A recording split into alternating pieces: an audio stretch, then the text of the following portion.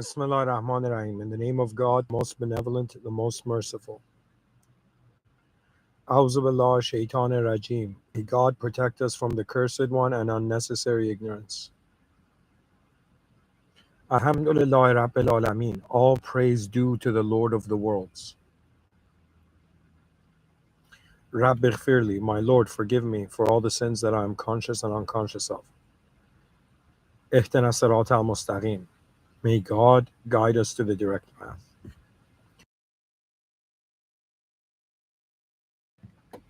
Okay. Hello, everyone. Welcome to today's lecture. You're listening to a Muslim futurist talk about a very important idea. I think this is one of the most fascinating and important lectures that I can give in this lifetime. At the same time, as you know, so far, I do look at this world and I do treat it that we're 8 billion human beings in a simulated testing zone.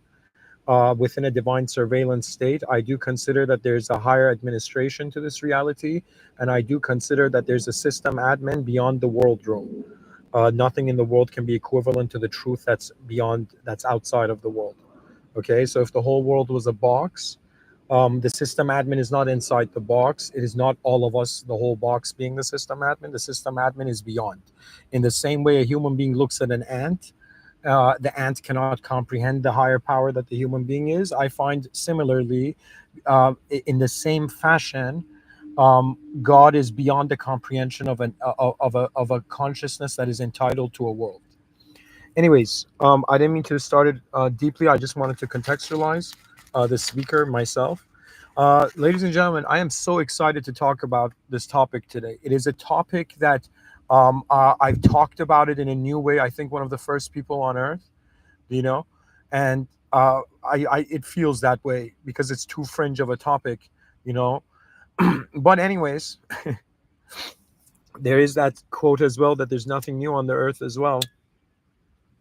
But anyways, ladies and gentlemen, hear me out. Something very important. I found a way to explain. Now, I'm not saying this is true. This you could treat this lecture as abstract, okay? And I am conscious that I am giving this talk in the presence of creation and the creator itself. In other words, I understand that I am speaking to a very large audience, and I'm also speaking to that which is in some sense has brought us all here, okay? I'm speaking in the presence of. Now, for this lecture, I'm going to get abstract. I'm going to talk about things that perhaps a normal Muslim person doesn't usually talk about, but I'm going to contextualize them. And this lecture, you can see it that in some sense, the consideration is time. Now, if you ask me as a Muslim, Mr. Within, not Mr. Within, Amin. My name is Amin. If you ask me, Amin, what is as a Muslim, how do you perceive the notion of time and the notion of time travel?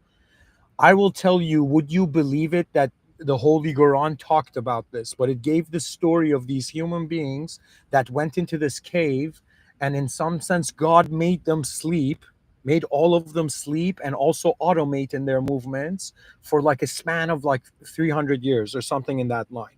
Okay, out of all the holy books, I know only one holy book that has spoken about time travel. But the whole point of it was that it's not science, it's divine command.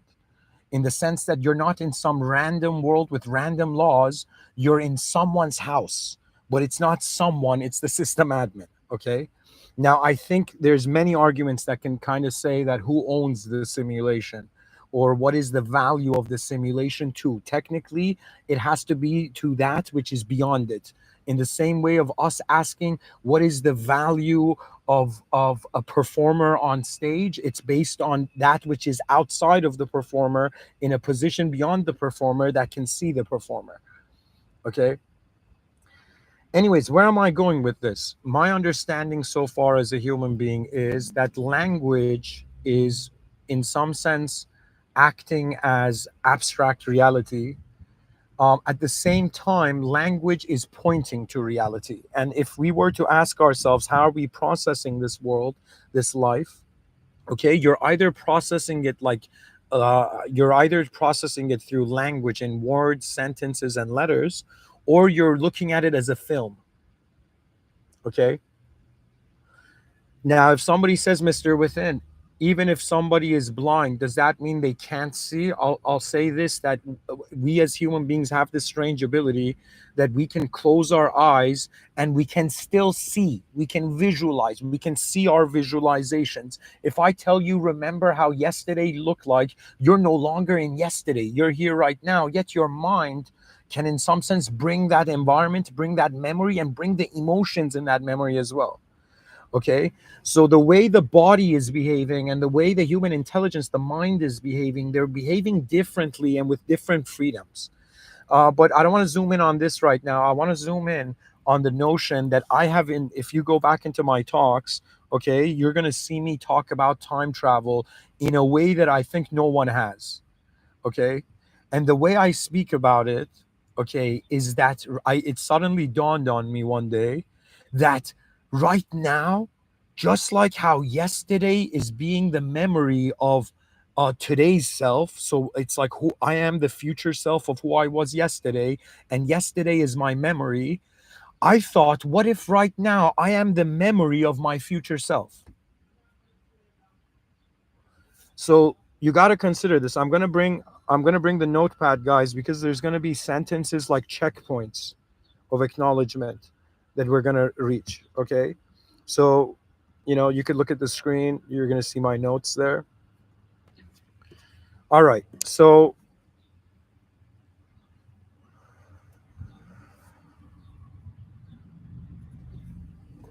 I started off by saying imagination is proof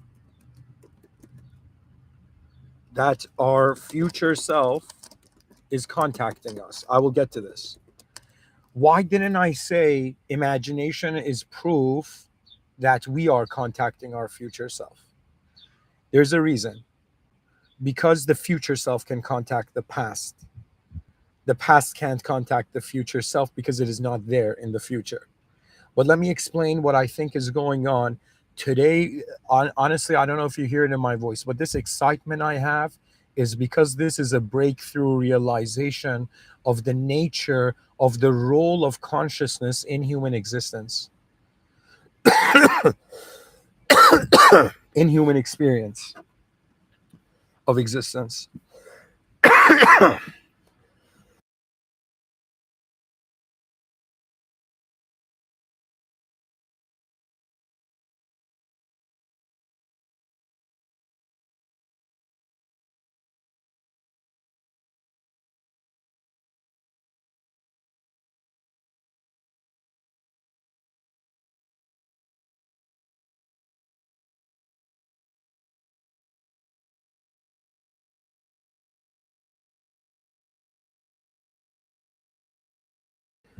All right. So, one very important statement is that if right here, I'll write it. If right now, if right now I am being the future self of who I was yesterday, and I am remembering yesterday,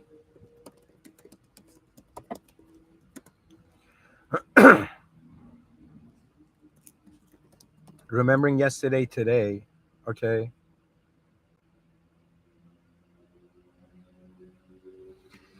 it's like the same geometry of a relationship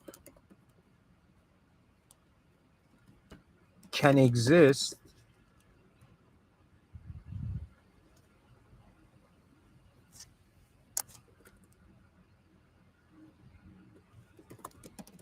The geometry of the same relationship. So I'm saying pretty much right now you're like yesterday's future self.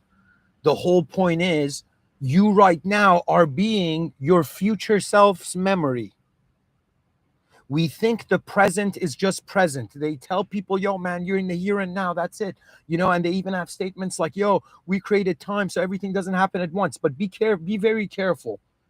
It does not seem that it's all happening in just a timeless state. Time is necessary as a sort of relationship. It's like time is how space finds space. Okay. Anyways, hang in there, folks, and listen to the end. I'm telling you, this is a fascinating lecture.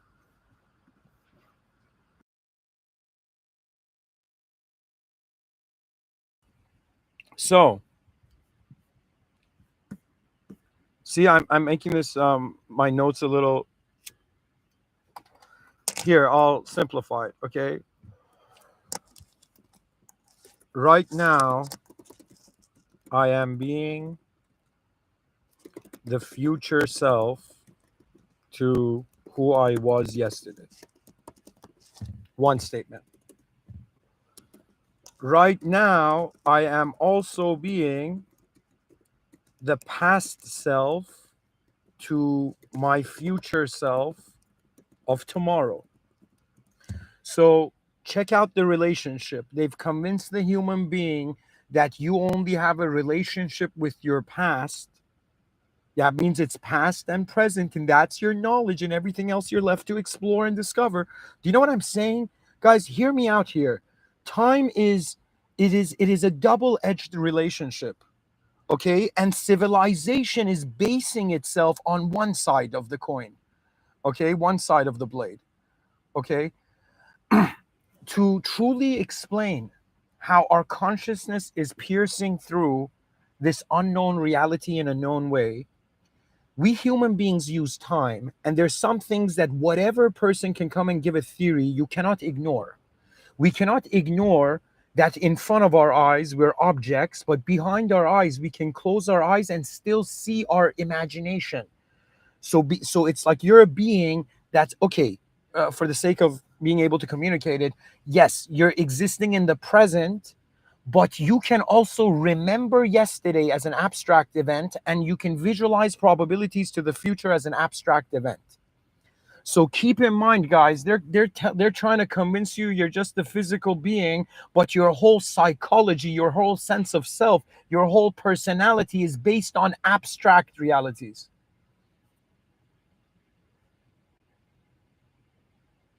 So I am being the future self to who I was yesterday. That's one valid statement. I am being the past self to my future self of tomorrow. Okay. Now,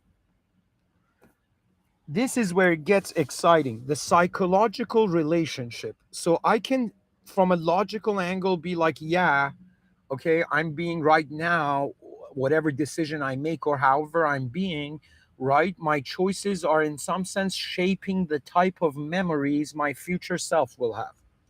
Now, I ask myself, this doesn't explain the nature, the inner nature of the mind, and how human beings, their minds have always been ahead of reality. Do you know what does that mean?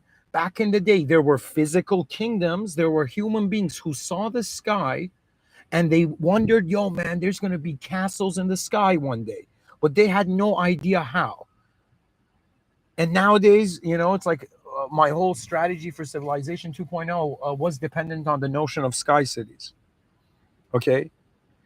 You see, on some level, man is like that intelligence that can reposition reality to give it new meaning, to extract new meaning from it.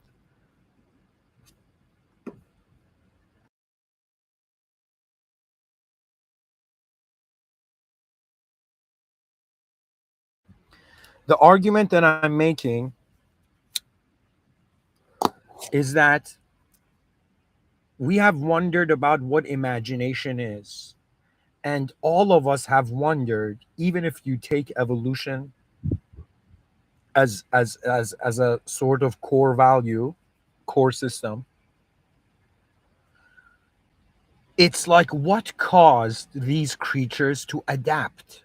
What does it mean to be able to adapt? Adaption meant this creature saw a different possibility to reality, and it trusted it and it acted upon it. Pretty much what has sculpted, what evolution is, the disguise of an intelligence that is constantly moving towards its future projections. Our intelligence as human beings has a very intimate relationship with time. Okay, that means I think we've to some degree mastered various angles to it. What do I mean? I mean the experience of time. Okay, like I'm not saying that Albert Einstein, like didn't have a point when he said as you move closer to the speed of light, you know, time slows down. I'm talking about it in regards to if you treat yourself as an antenna, okay, it's like, yes, you're receiving signals from right now, okay, you have received signals from before your past, but the arrival of a new thought to a space that did not move yet, okay, like I sit down and I give like a 2 hour lecture or something. Something else is moving the moment. My physical body is not, I mean, yes, my mouth is moving and you're hearing the sounds, but what is driving the intelligence is not an attention that is just like I'm an object. You see, materialism makes sense if reality is treated as a noun. But if you treat it as a verb, it's very difficult to say, to measure in a fixed fashion yourself. What the ego is the act of self measurement, self containment. Okay. Now, what's fascinating me about this lecture is two notions. Okay. What access, I'll write it down.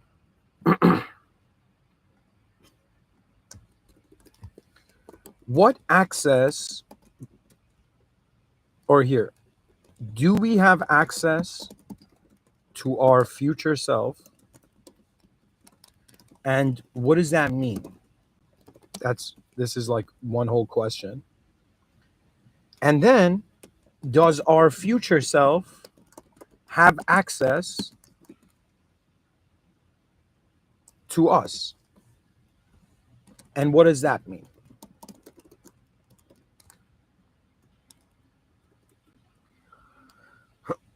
Now, I don't want to get into an argument that the soul is beyond time, because it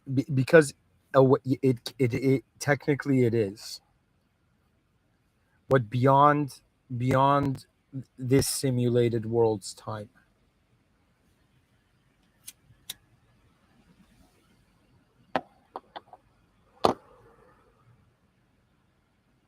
Now, this idea can go deeper, right?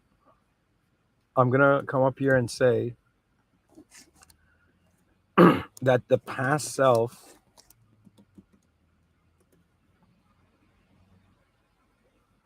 so we have a past self, we have a present self, we have a future self. As a verb, these are all one being's experience. Now, past self was unconscious. Present self, we do think we're fully conscious, but everybody has a subconscious, and there's so many details that are you're not seeing about the day. Don't ever convince yourself you're seeing the full picture, because it's too big, this place we're in. So I would say semi-conscious, but culturally we treat it as fully conscious. Or here, I'll say conscious, and future self is hyper conscious or meta conscious, what comes after consciousness.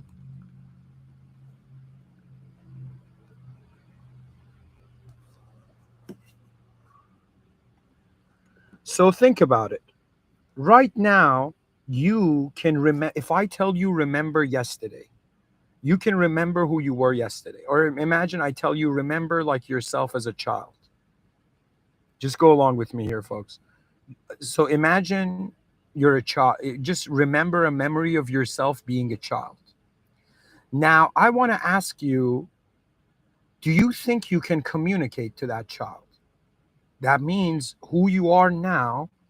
Can your mind fathom who you are now, communicating to who you were? Like if somebody told you, if you could go back in time, what would you say to your past self? Well, guess what? You can go back in time and see your past self. But to animate the relationship will be, in some sense, like a past memory is being infused with an abstract possibility. Do you understand? It's like our minds expand reality in an abstract way. Our bodies are, to some degree, rooted in reality.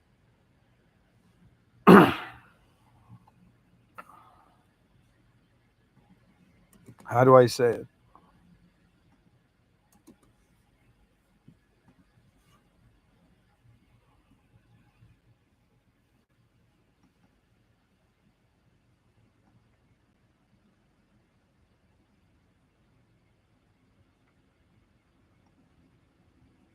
Forget that.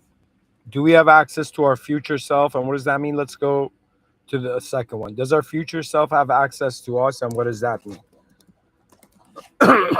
Logically, if our future self existed right now, we would be its memory. Now, let's assume that our future self has not accessed, has not invented, has not discovered time travel yet. Okay. However, your future self mind can instantly see you. Now, this is very important, guys, because we have to ask ourselves, are our memories eternal or are they not?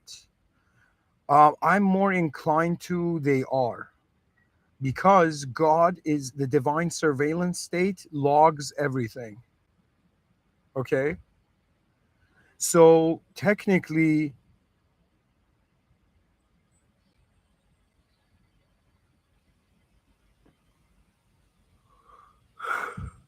your future self can see you, but it cannot talk to you. Okay. In the same way, I can remember my past self, but I cannot go there in that exact moment and talk to it. I can visualize a new memory, but I cannot go back and talk to my past self, but I can remember it. What does that mean? That means your future self, okay, can see you now, but it may not be able to communicate to you, but it can see you. Now, something that is not explained is futuristic visions of reality behind our eyes.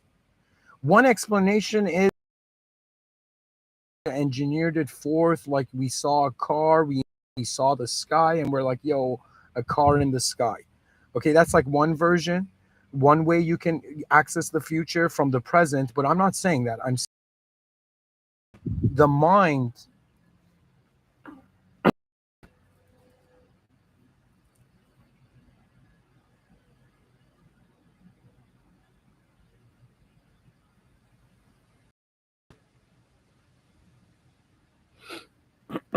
How do I say it?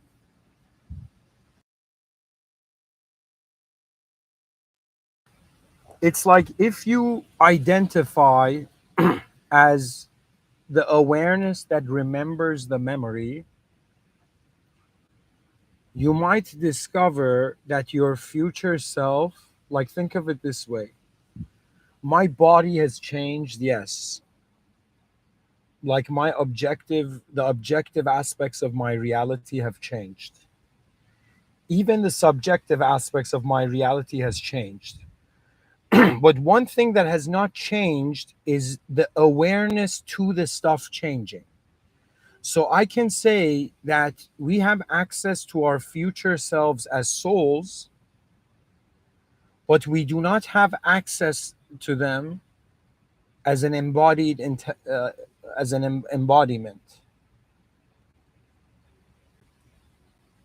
So what I'm pretty much saying is, like, the view can get deep and it can have different explanations. One explanation could be that your future self has a mind, and when it remembers the past, it's like if you ever wondered, how the future is seeing you, it's like that same vibe. I think that our future selves already exist, and our decision,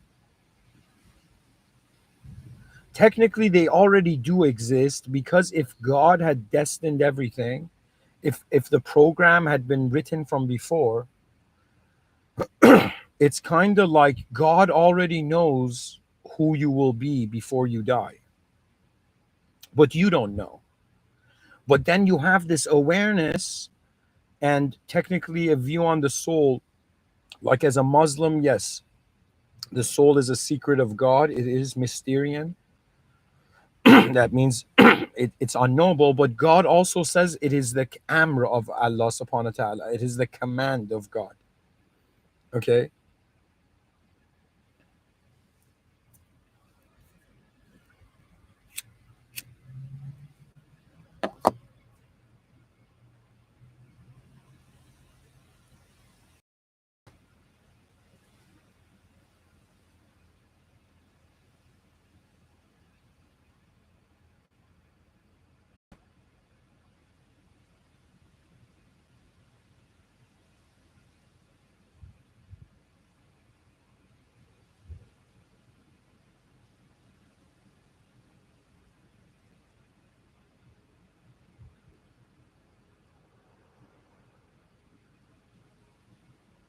I can visualize, if I right now spoke to my past self, like what that conversation would be like, but I cannot imagine what talking to my future self would be like. But my future self can imagine what talking to my past would be, what talking to its past would be.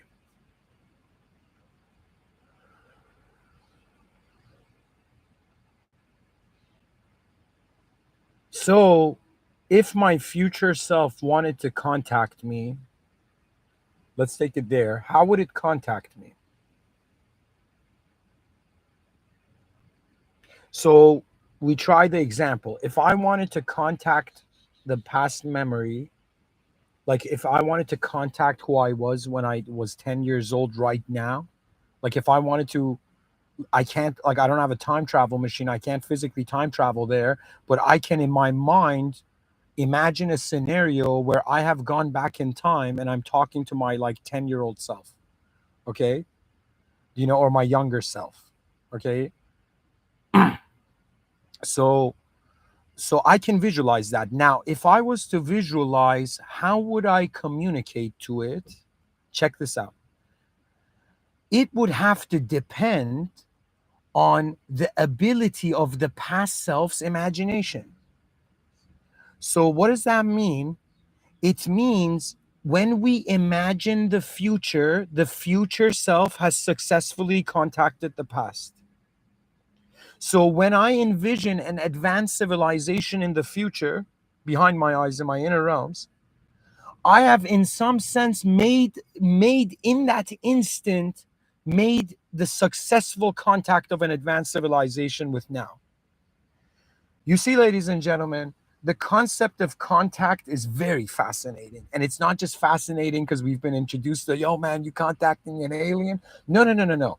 It's about how awareness, an attributeless awareness that is present as the space, noticing its body and noticing the versions of itself cinematically that are living ahead. So your soul is watching your body and watching your mind at the same time, and it's your soul is watching your mind move faster than your body. Okay, that's how it goes. I know there's a lot to take in. Mystery of reality doesn't care for, patience.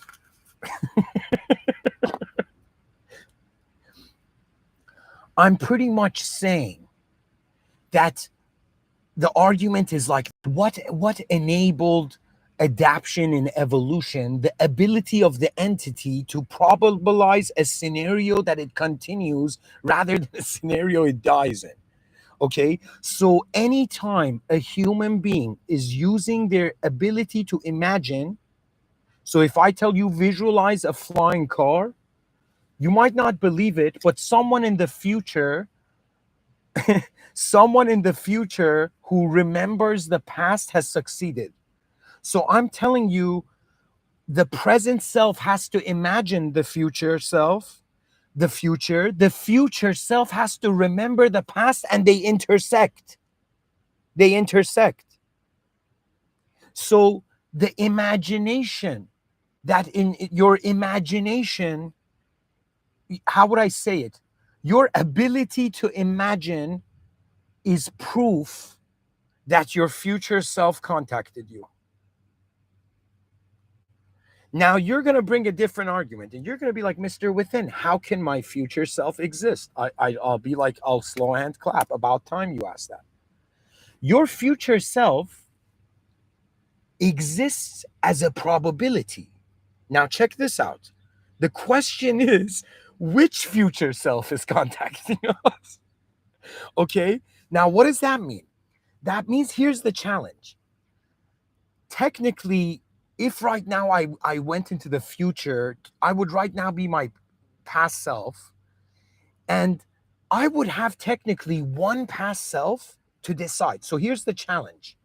The challenge is that the human beings in 2025 can imagine so many different types of future selves. And if you're comfortable imagining future selves, imagining future civilizations isn't that hard, guys. It's just you raise the volume knob a little, you know? So I'm saying here's the challenge. If my past self asks my future self, which probability of you do I see? Because if you ask me right now, what's your future self? Or how is your future self going to move? I'll be like, it depends on all the different directions I can move now. I'm not bringing predestination into this right now.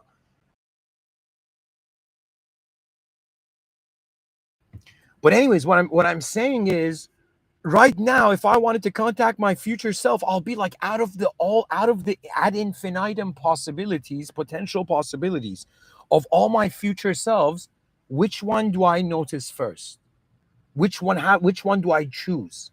Do you understand? Now the argument can be like, you have infinite future selves, but the moment you make a decision, you have one future self. Sorry. I don't want to get into parallel, multiverse theory. I've gotten into it before. It's kind of like, it's not uncharted territory. But this, what I'm talking about here, as someone like, guys, I know that I'm just somebody talking about it, but to me, I feel like the species is a tribe, and like a hunter, hunter gatherers, right? I've gathered information, and I'm like hunting for in some sense the future. If everybody's hunting for the present, or I think that they say that what they don't speak about is what you really need to hear. And guess what? I find it strange that the species is obsessed with valuing the present based on what it is now. Do you understand? When the child goes into the educational system, like, this is going to give you goosebumps. When the child goes into the classroom, the teacher's teaching the past, and the kid gets bored and daydreams. Imagine The teacher's talking about Benjamin Franklin, and you're like, what kind of person it was? And you're daydreaming, your eyes are closed, and the teacher's like, wake up. And it's like, if all the teachers in the future are like, you dumbass, why did you distract that kid? I'm waiting for that time when a child daydreams, everybody's like, yo, yo, yo, yo. It's like that kid's entered a trance state, okay, an altered state of mind. Don't touch it. Everybody be quiet. Do you know what I mean? Because you don't understand. You're not just a being that has access to what's in front of your eyes. And nobody admits this, but it's the scary fact of reality. Somebody could come and act happy in front of you. They could be depressed as fuck. Excuse my language, AF. Somebody could act depressed in front of you and they're like super happy. You don't understand the possibilities of manipulation. Why do you think I say that I'm in a love and hate relationship with language? Because one of man's tests is how he conducts himself. In the Holy Quran, Allah subhanahu wa ta'ala says, man is being tested for his deeds. Now, your deeds are your decisions. Your decisions are the realities you're entering in. And you don't understand. I was somehow it was I was it was I don't know. I think somehow God was merciful enough to make me be so freaking shy and introverted when I was young that I felt I couldn't participate. So I had to naturally extract value from outside of culture, from outside of society. And guess what happened? I was like, if you ask me right now, how much of your life have you lived as just like a camera, as just like this sight in the moment? And I'll be like, you might not believe it, but maybe like 60% of my life so far, I've just been present. I'm just here. I'm just seeing. Do you know what I mean? It's like it's sight. It's observance. Here, that's a better word. It's like I have been an observer, an attributeless observer. And the only time the attribute comes if I need to focus on it. That means when I'm alone, I'm not going like, yo, man, I think I'm a person. Yo, I got to keep looping this thought to be a human. No. We must not be afraid of the honesty that is the ticket to the higher realms. You do not enter an advanced reality, okay, by in some sense thinking you're advanced. You don't get there like that. You become advanced when you notice how unadvanced, how limited you are. God will be meaningless to you if you think if you think you are the higher power. And I'm telling you, when the human being acts like the higher power, it destroys itself or it destroys other, which ends up destroying itself anyways. Guys, just because evil is cool, it doesn't mean it's smart. Just because being good and being patient with your species is not hip, like it doesn't mean there is no value. You got to always treat this world as if there are secrets staring at you. Now, as a Muslim, I should, in some sense, not touch the metaphysical, and I'm trying not to. You don't understand. Islam for me was like the future self of everybody calling me. You don't understand. Religion is not a book, it is not just ideology. It is an invitation into a realm where you have been honest enough to notice your limitations, and then you can notice the limitless. But if you think you're the limitless, you'll never notice your limitations to even notice the true limitless. Because the idea is that we cannot act superior because we are not. Sure, I could go and get a bunch of people to follow me and be like, yo, man, I'm God, which technically means I'm your dictator, and now everything I say has to be true. Hell no. For me, it took me a while to to realize this within myself. That does an honest person ignore chaos? No, you don't ignore what is here. You cannot even ignore it.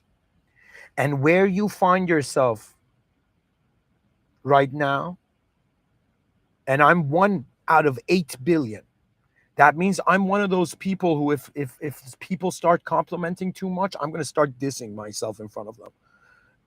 I'll be like, yo, you think that there's one view to rule them all? Are we playing Lord of the Rings? Yo, man, my impression of that person is the final person I think that person is. We're all these updating systems. Who are we kidding? In a changing world, who are you? Everything's changing. It's like by the time I give you the answer of who I am, something has changed in the moment that I'm no longer the same idea even. So, dear viewers, understand we are in a world room. It's weird. It's weird. We're designed, how there's an ecosystem here, how our ancestors made it. Like, to me, they're like, show me a miracle. I'll be like, history is the miracle. The fact that anything moved. Like, in my mind, I'm like, yo, what if like the early human beings died? There would be nothing. What if like one aspect of the species, imagine men died, there would be like nothing. Do you know what I mean? Imagine women died, there would be nothing. So something against all these odds. And what's going to terrify the future generations is they're going to be like, how did our ancestors survive without toilets? Like, what the fuck? They're like, how did they survive without napkins? How did they survive without forks? And I will tell you, the genius of life, I don't believe there are geniuses on this planet. I believe this system has a genius life force. And to be honest, it's just about what you notice. You don't understand the role the human being has in the understanding of our true ecosystem, which surpasses just man-made values. Do you know what kind of person I am? I'm that person who probably, if I see a lion roar, if it's roaring the wrong way, I'll roar louder. What I mean by this is I cannot care for myself and my family if I don't care for the species. It doesn't make sense, because I have to care for who my great great great grandchildren's friends are going to be.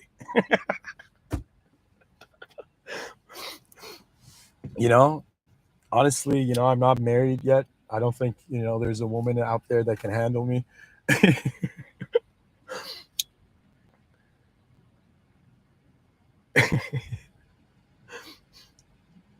What I mean, I'm being playful, guys. I'm pretty much the most low maintenance, high maintenance person I've ever seen. It's like he's low maintenance, but he has OCD. His mind cannot look at disorganization of reality's meaning too long.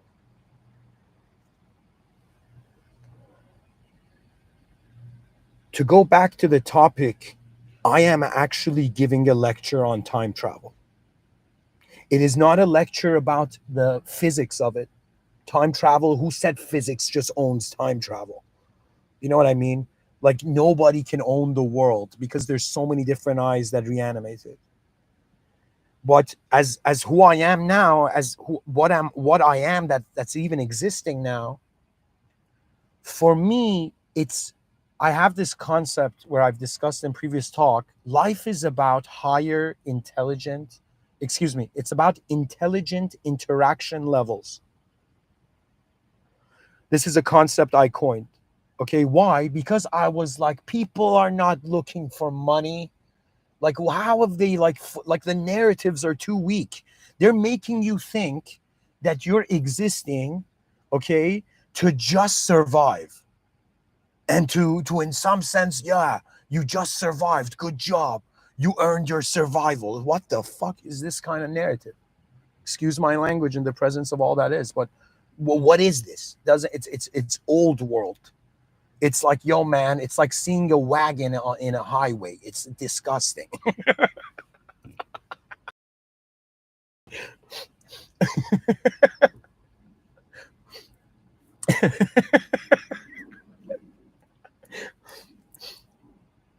What I mean is that there needs to be space for future ideas, folks. You got to have faith in God, which means having faith in your future if everything returns to God. So, to me, the catalyst that advanced civilization is the responsibility of a species for its own time. Plato said time is the moving image of eternity. The company Rolex said, no, it's a product. Can you imagine going like this would be the greatest Rolex commercial. Like if whoever created the sundial, like some time traveler goes back in a suit and they're like, "Sir, we're gifting you a Rolex from the future." It's like, and the commercial's like, "Rolex, buy yours now." And Plato's like, "I am no slave to shackle my wrist with metal." Imagine the person imagine they go back in time to the dude who was like figuring out the sundial for the first time, right? And then the person's like, "Sir, we're gifting you a Rolex," right? And the dude's like, "Get out of here, you weird looking entity." you know I don't know, maybe the guy who created the sundial would see like the suit, the cloth, the suit of like that guy bring the time traveler Rolex guy, right? And he might just get too shocked and just like die from a heart attack. It's like, yo, that kind of cloth doesn't exist at this time. This guy's 100% from the future. Like, there's no way anybody could like create a tie with that geometric perfection, right? Yo, man, coffee machines like a cappuccino machine can terrify our ancestors. People are gonna be like, "Mr. Within, are you thinking of a career in stand-up?" I'll be like, "No, never." There's nothing funny about this world, even though I laugh every day about it. But anyways, folks, to get back to it, it's a lecture on time travel.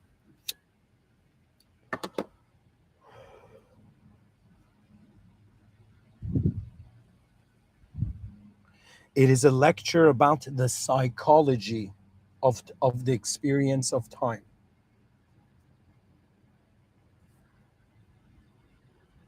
Plato said time is the moving image of eternity. The Holy Quran said that it's all the command of the system admin, the one and only, that nothing in the system.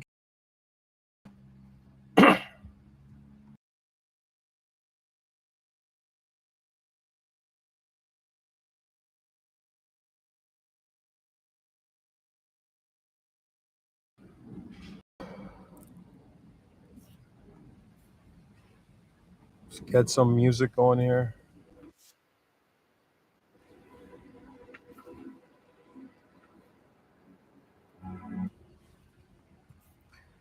So, guys, I'm gonna dive deeper here. So, we reach this point of thought.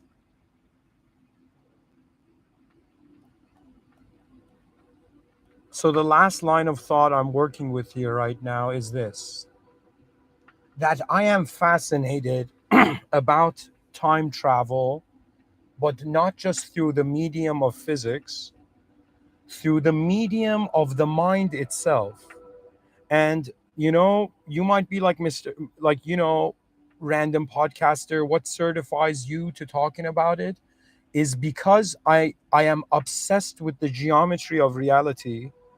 When I tell you that I even sometimes emotions don't matter to me because it's all geometry. You don't understand.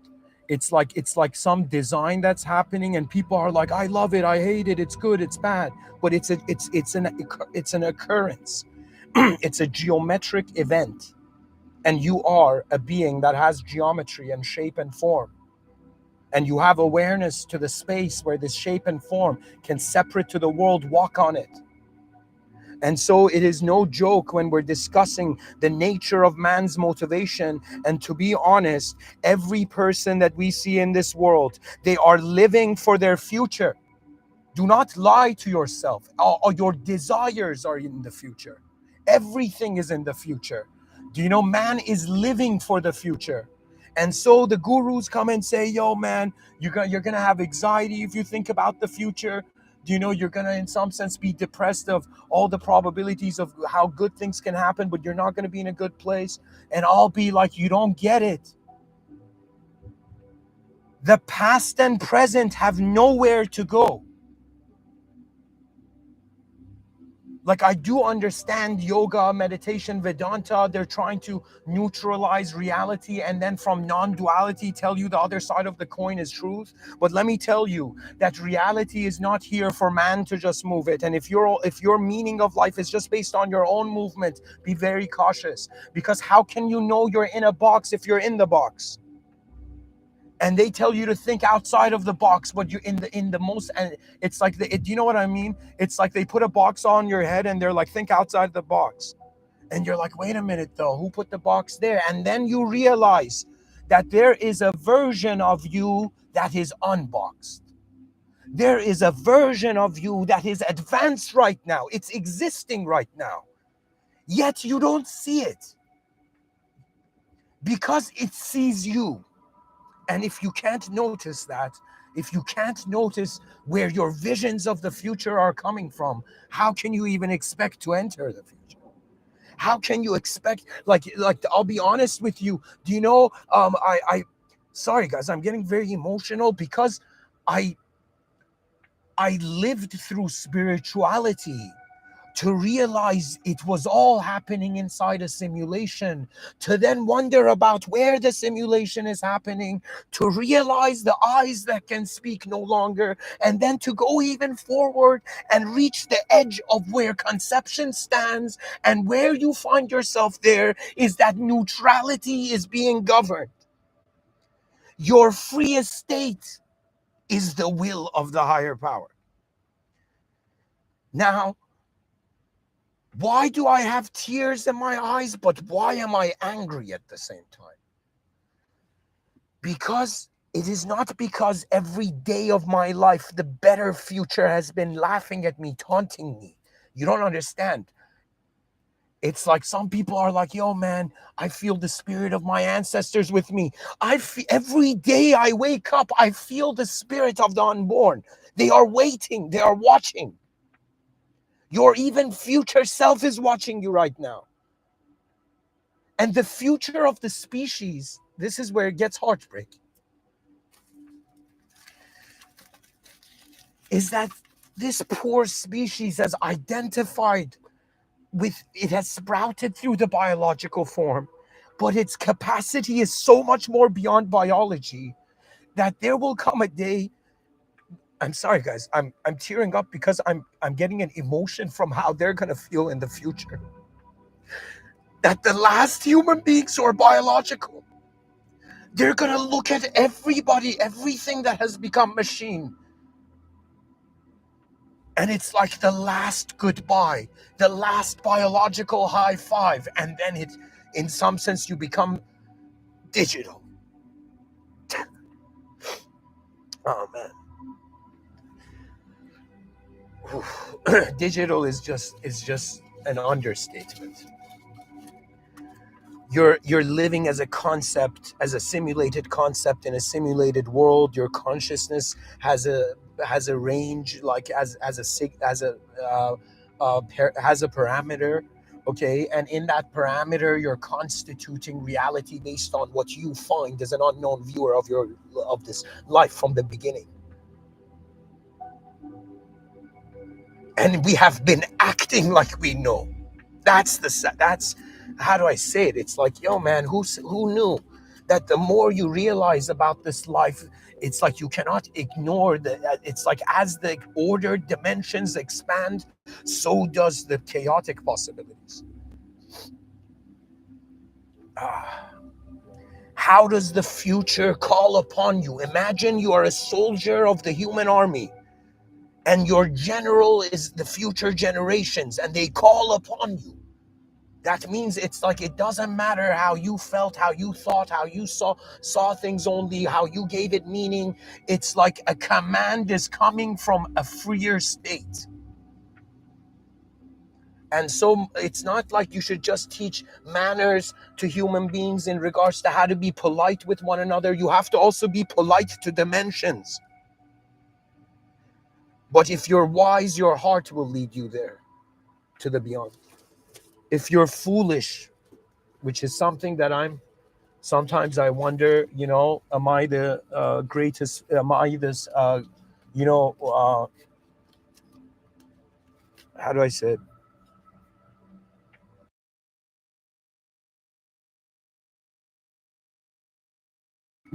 Sometimes it terrifies me that I wonder if other human beings have climbed to these heights of perception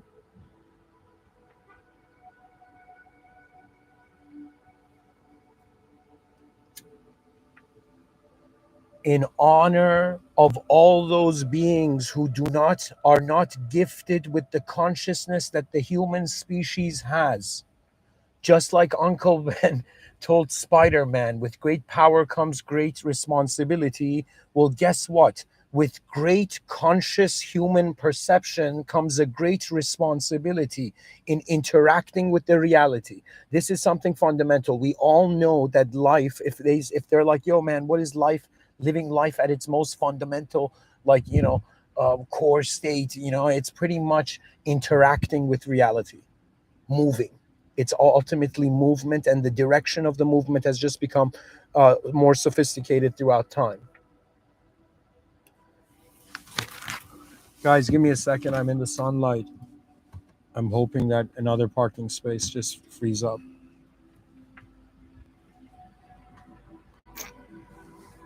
Nope.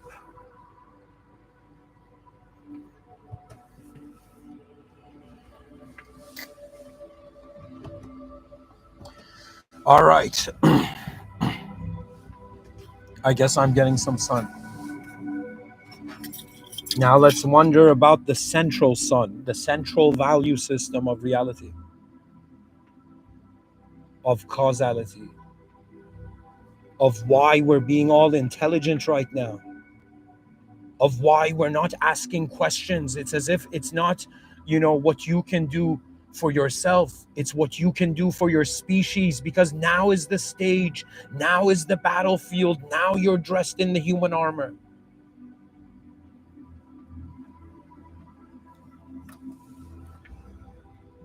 So we established the notion that if we can imagine the future self has made contact. Now, here comes the most incredible question. What is the furthest future self of man? As a Muslim, I have an answer. There is an answer. And the answer is, this was beautiful language. And the reason they say nothing can be written like the Quran ever, because the awareness of that work of literature was supernatural for its time. It's too much. It was too ahead. That means religions are perfect examples of successful time travel interventions. But that's not the point. Divine command is beyond our scope of seeing time as an image, as an event.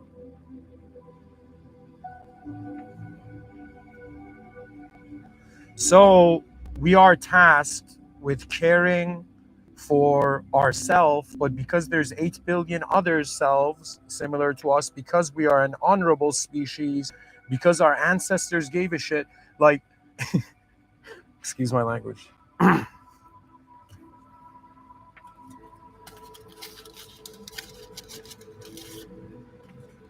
Folks, my view is simply this, that we either enslave ourselves to the past,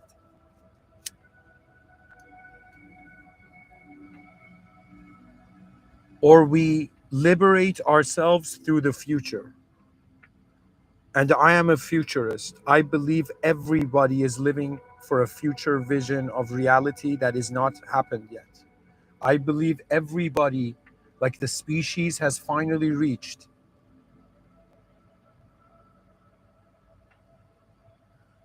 You see, guys, just because I told you this is an abstract lecture, okay? I'm not claiming reality of these. I am kind of like again a hunter gatherer that has in some sense hunted, I think, new perceptions on reality, and I'm sharing it with the tribe, and some members of the tribe engage it. You know, I at some point understood that the point of life is not knowledge, and I became very knowledgeable after that. Let me tell you what I mean. It is an interactive thing.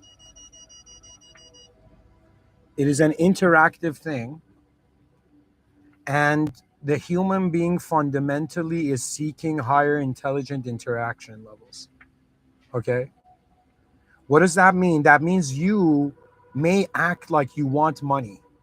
You may act like you want a physical future thing. But it's kind of like if the sky cracks, as the Holy Quran says, at the end of days, when the horn is blown,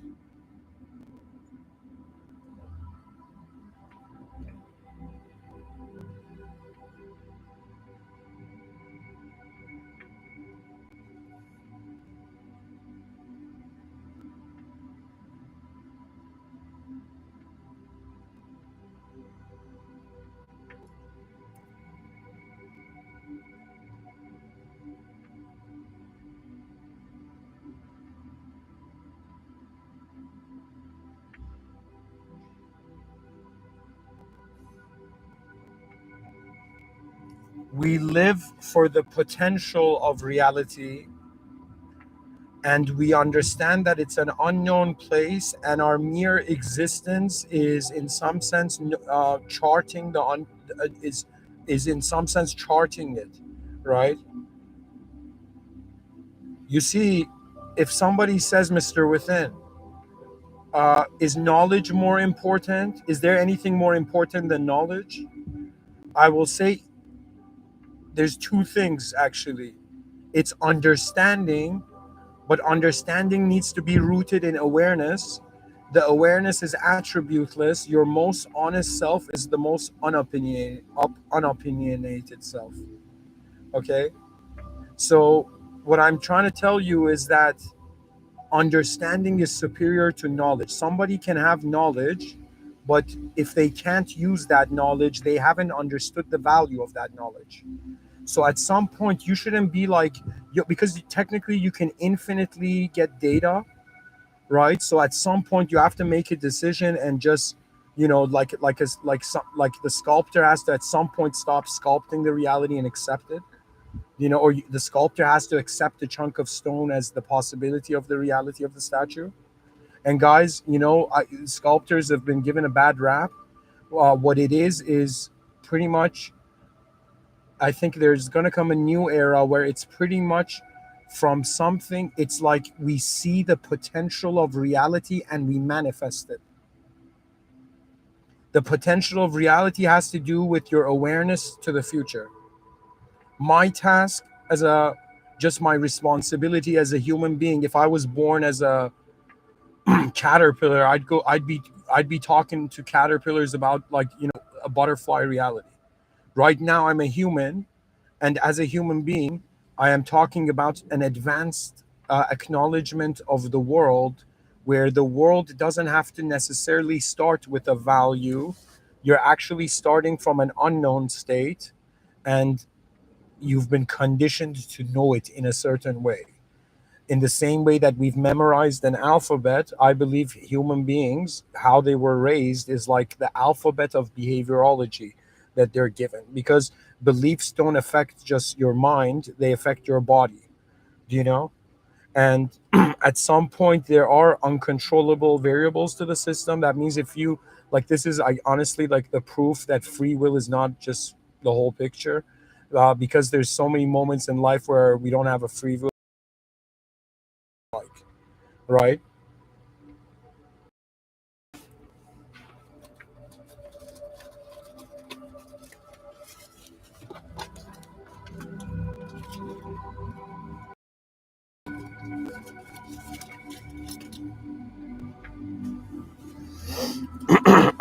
So where I'm going with this is that wonder about the role of the future and how everybody's value system is that they want to become something way better than what they are now in the future.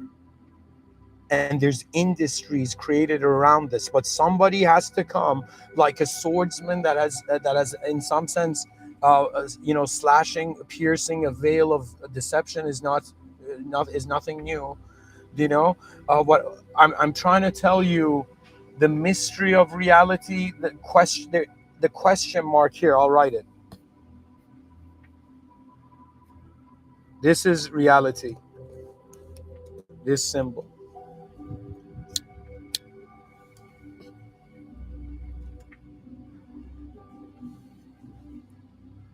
A question mark is greater than an exclamation point. The unknown is more than the known. Your emotions are based on the possibilities of your existence. If the possibilities of your existence are made efficient and smooth, you get happy. If they're made complex, you, in some sense, are not happy. But at the same time, you are setting the standards of your own selection, of your own conscious selection in regards to how you contextualize yourself as a being. And based on that context, what sector of permission you have given to your for your personality to animate. As a Muslim, the conclusion is simply this: I experientially reach this. That means if a traditional Muslim person is climbing the mountain in the same way that everyone else is, I actually climbed up from a cliff, in the sense that I was committing the biggest shirk, the biggest sin. Excuse me, biggest sin called shirk, which means that I was considering the simulation to be greater than what's beyond it. That was a sin. This is why I don't see myself as a spiritual person. I see myself as an entity of the higher power. The higher power has access to reality in a way that I don't. And even though I don't want to humanize it, its logic would not be the same logic. Its emotions would not be the same emotions, but it's not even an it. You don't understand. There's a surah in the Holy Quran, um, Ayatul Kursi, and it speaks about. I'm a visual learner, so I learn things cinematically. The image it paints is that God, the system admin beyond the system, never gets tired. Never gets tired. It's another way of saying never can make a mistake. That means, I'm sorry to say this, but Shaitan, the the pious jinn that committed the sin of denying God's all knowingness, all greatness, it's as if Shaitan did not understand what he was rebelling against. The negation, or how would I say it? Shaitan was trying to break the world's the hierarchy's top value, and did not realize in attempting to do so denied himself, because God does not need creation. Creation needs God. God is beyond all fathomable personality behaviorologies. That means if we got an AI, and I'm excluding polytheistic gods, to me, all that's just like, human worship. I'm against worshiping humans. I believe humans are all users. There is mods. I'm even against worshiping mods. That's shirk. And you should directly go to the system admin. That means, like, you have an issue, like the owner of the restaurant is sitting in the restaurant, okay, and there's like a grumpy manager, and you, instead of going to the owner, you're going to the manager. Like, anyways, what I'm trying to say is that the future self of all simulated beings is a return to the original, If I was to think that what is my ultimate future self trying to tell me now, it would, in some sense, be that the original is always there. Truth doesn't go anywhere. Man sleeps and wakes up.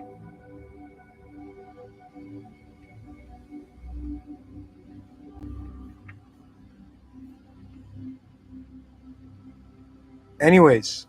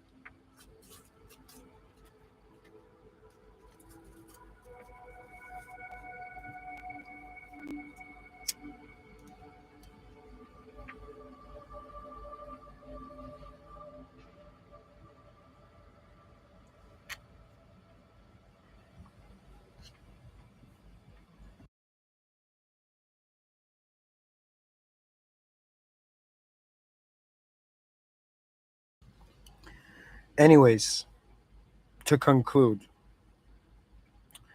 time travel physically is not possible yet. We don't know.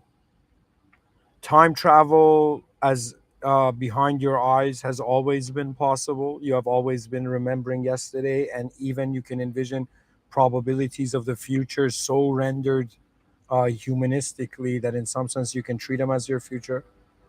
But dear viewers, you have to wonder, like it's like as a human being, you have to wonder how you're being simulated in an original world,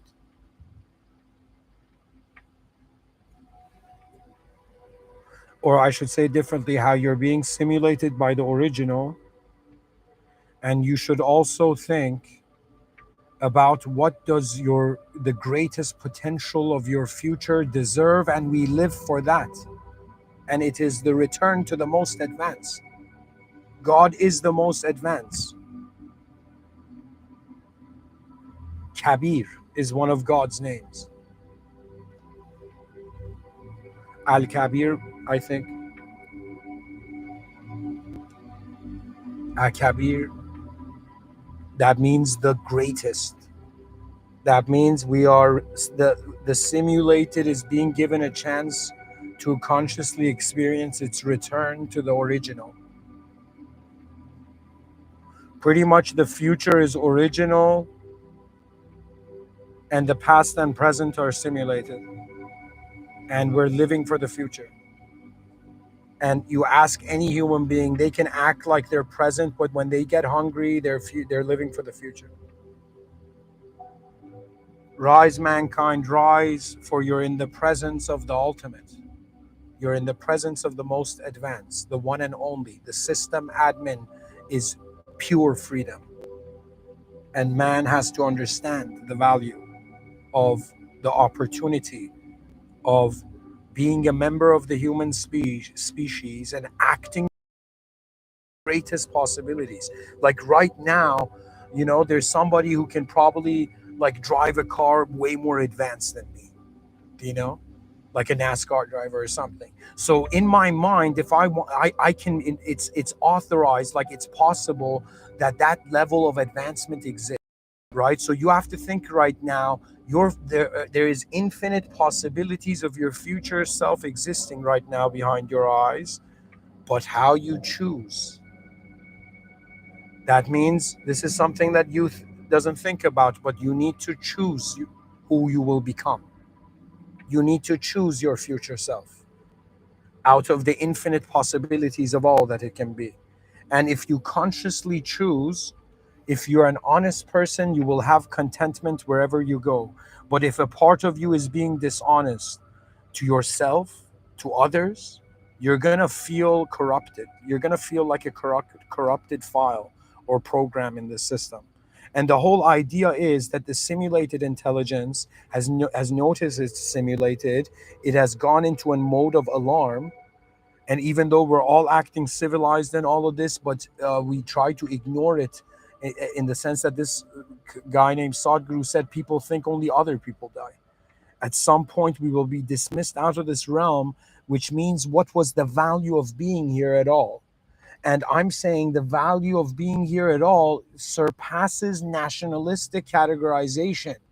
It goes to the honor of the species, honor of the greatest potential of the species, which is the advanced civilization, honor of the greatness of the world, and honor of the greatness that the design of the world arose from.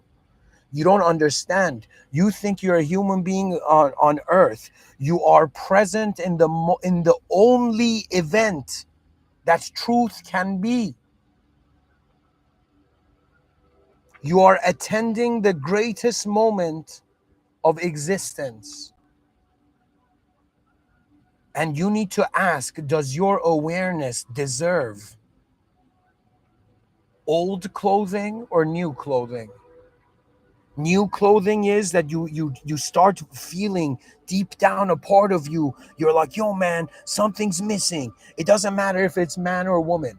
Do you know? But I think it's more for men, this absence, where there's like something's missing out of this life. But what is it? And do you know what it is? It is the ability to live for a great value, which means the restoration of the honor of the human species for its own legacy.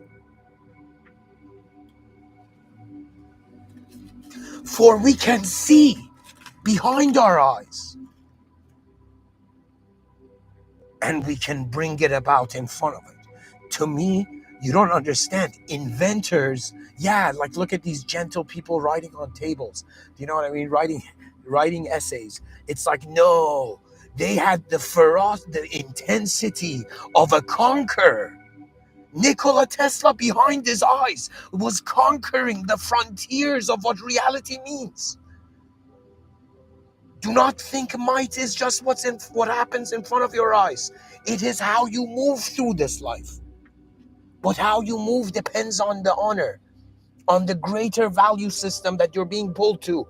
And for me, it is the potential of humanity. That means we have reached a time where we have to defend the future before the past, blows the flame out. How dare the past deny the future? Do you know what that means? This doesn't means we're living for the greatness of the future. Our attention is on the failure of the past. We have, in some sense, we have, in some sense, not existed before the greatest way we wanted to exist. You understand? That means I am fully convinced no human being knows their true value, and we live with others to, in some sense, have this true value somehow revealed to us. That who was I in this life? What life force did I move? Did the lion roar?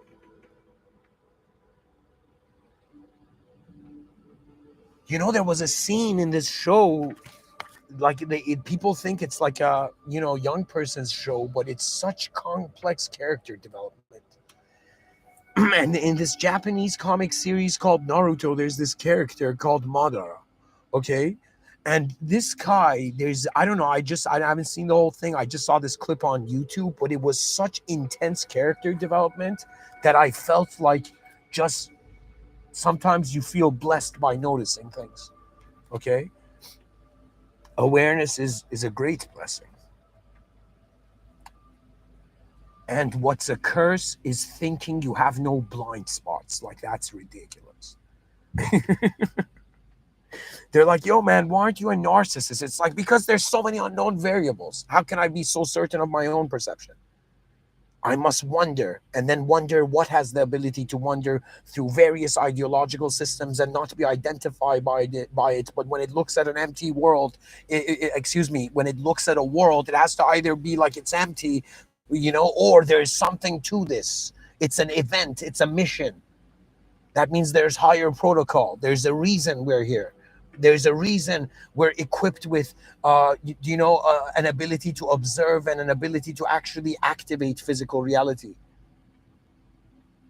And so Madara Uchiha, do you know this character? There's a scene where he it's so intense for me to explain, but pretty much there's these two characters. One of them is the archetype of powerful order, and the other is the most powerful order.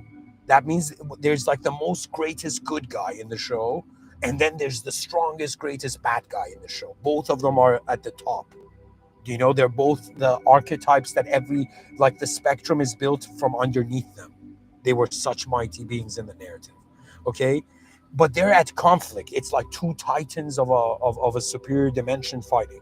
Okay, now this scene, like, I feel I have to say it.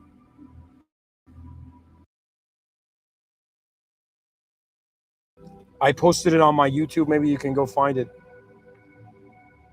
in the community section. Pretty much, this character, do you know, is fighting with this deceptive character, is fighting with this honest character, and at the end of it, the honest character has to do something deceptive to win and to kill the bad guy, Madara Uchiha, and Hashirama kills Madara Uchiha, and he uses deception, and then I don't remember exactly, but I do remember exactly actually. Hashirama looks at excuse me, Madara, while like a sword has been pierced through his back and he's dying, and he just looks at Hashirama, and he says with a victorious ego, "You have changed, Hashirama." That means he's like, "I was successful in defeating your soul," right? Do you know? And then there's this bizarre scene where it's as if his soul behind his eyes suddenly sees the chaos and he says, "Darkness," and he dies. Like, it's so intense, the scene.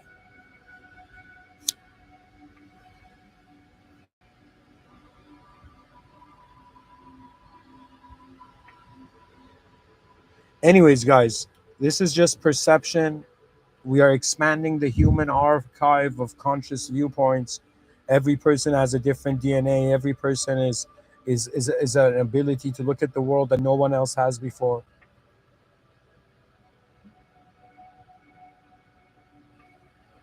And so let us not forget that to honor the future is the greatness of the lifetime. May this world be blessed by your greatest effort, and may the world bless you with your greatest effort. And may the system admin smile when we return. Thank you for listening. The system admin is beyond everything, guys, but I'm saying it that I want to see my species not just succeed, but to succeed in the most advanced possible way, with a greatness that did not falter when it noticed the truth. When the simulated realizes the original power, so when the original power, let's say you pray, or you're an honest person, or a pure person, or very simple hearted person, simple minded, not simple minded, simple person, there will come times where you will experience reverence.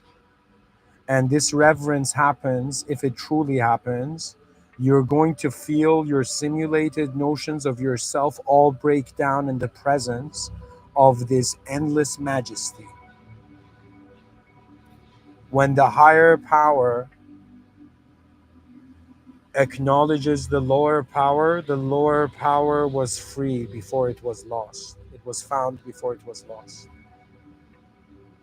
Wonder about the greatness of reality. Wonder about your role, your species' role, and our greatest relationship with all of this. Not only is this like, I'm not trying to motivate you, because death is already doing that. The fact that we're like candles and our consciousness is like the glow. Death is the greatest motivational agent, motivational agency. That means your temporality gives a value to you while you're being here. Wonder deeply about reality. And in some sense, let me tell you what I think is a clue. Adam and Eve, theologically speaking, listened to a simulated serpent and they forgot the original command of the system admin. Religions are providing an ability for the consciousness to bypass its ego, and by trusting that the intelligence of the system is being administered by its most supreme position, not even beyond the position, by its most supreme state. You see, it's like matters of God. Human beings can talk about it, but they don't understand what they're talking about. And in the same way we talk about the future, we don't truly understand how the future is going to happen, but it's going to happen somehow. That means, like, if we're in an all you can eat buffet, like, the history is going to choose one of the options, so we can in some sense narrow it down at some point. I hope to have an advanced research team in the future where every day it's like we're at the frontiers of wondering about the edge of reality and its implication. But anyways, thank you for listening. And nothing is as the users are designed to notice the system admin. We're the most intelligent species also on earth to do so. That's a clue in itself. And so thank you for listening. And my future self thanks you too, because I just imagined it.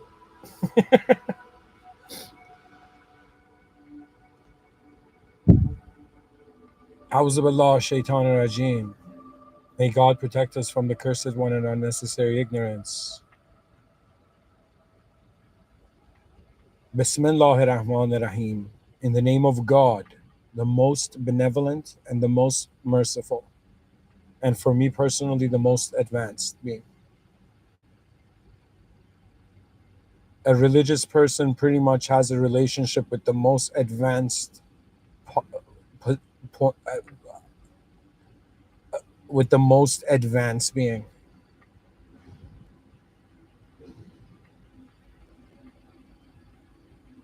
When you learn to become fascinated by yourself, you will realize how much more there was that you weren't seeing. For the advancement of man takes place behind his eyes. So if I'm sitting on the couch watching TV, I get thirsty, and then my mind has already opened the fridge door, but my body is seated on the couch. And my body goes and plays out the exact follow up of how my mind projected it.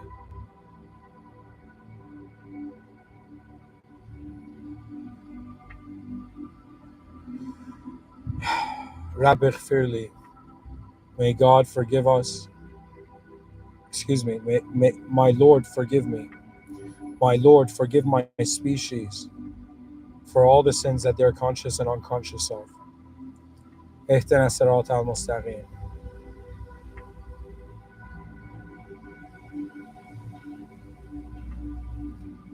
May God guide us to the direct path. May the higher power guide the lower power in the highest way. We deserve to see what our most advanced expression as a species was. That's why the advanced civilization matters. Thank you.